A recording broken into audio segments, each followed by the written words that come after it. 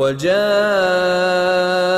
المعذرون من الأعراب ليؤذن لهم وقعد الذين كذبوا الله ورسوله سيصيب الذين كفروا منهم عذاب أليم.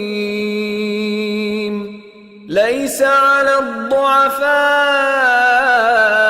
ولا على المرضى ولا على الذين لا يجدون ما ينفقون حرج إذا نصحوا لله ورسوله ما على المحسنين من سبيل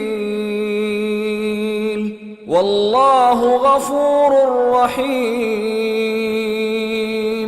ولا على الذين إذا ما أتوك لتحملهم قلت لا أجد ما أحملكم عليه تولوا وأعينهم تفيض من الدمع حزنا ألا يجدوا ما ينفقون. إنما السبيل على الذين يستأذنونك وهم أغنياء رضوا بأن يكونوا مع الخوالف وطبع الله على قلوبهم فهم لا يعلمون.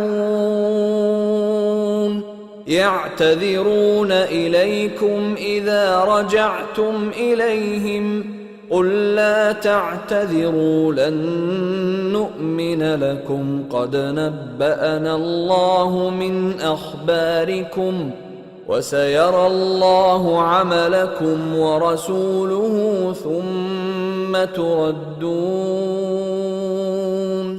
ثم تردون إلى عالم الغيب والشهادة فينبئكم بما كنتم تعملون. سيحلفون بالله لكم إذا انقلبتم إليهم لتعرضوا عنهم فأعرضوا عنهم إنهم رجس ومأواهم جهنم جزاء بما كانوا يكسبون. يحلفون لكم لترضوا عنهم فإن ترضوا عنهم فإن الله لا يرضى عن القوم الفاسقين. الأعراب أشد كفرا ونفاقا وأجدر ألا يعلموا حدود ما أنزل الله على رسوله والله عليم حكيم. ومن الأعراب من يتخذ ما ينفق مغرما ويتربص بكم الدوائر عليهم دائرة السوء والله سميع عليم.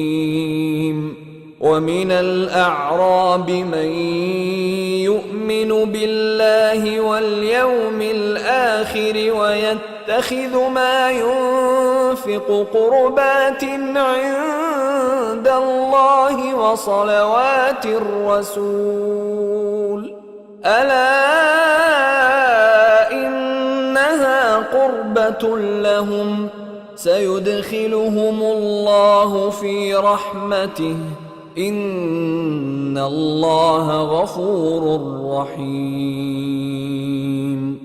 और सहरा नशीनों में से भी कुछ लोग उज्र करते हुए तुम्हारे पास आए कि उनको भी इजाजत दी जाए, और जिन्होंने अल्लाह और उसके रसूल से झूठ बोला वो घर में बैठ रहे। सो जो लोग उनमें से काफिर हुए हैं उनको दुख देने वाला अजाब पहुंचेगा।